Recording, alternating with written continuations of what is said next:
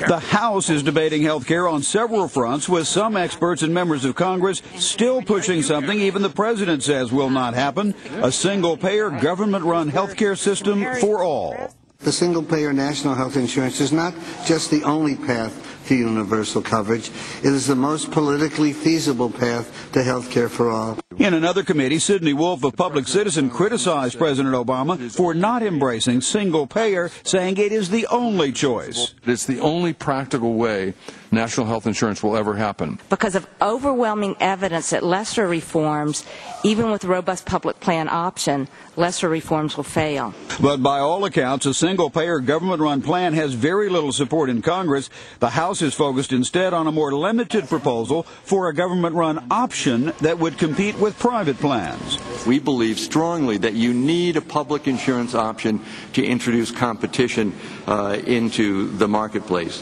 But that also hit a snag today when a private group estimated the cost over the next 10 years. This bill is actually worth $3.5 trillion. And let me repeat that for everyone here, especially the members who've not been given any information on the cost.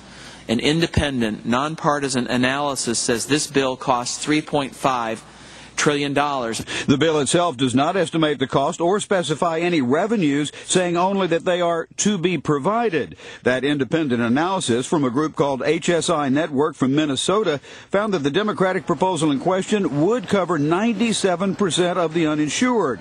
But it would also result in 64 million Americans shifted from employer-provided insurance because the government plan would be cheaper, though not necessarily better. It's kind of like my 7-year-old daughter's lemonade stand competing against McDonald's. But some Democrats bristled at criticism of the government's involvement in health care. It's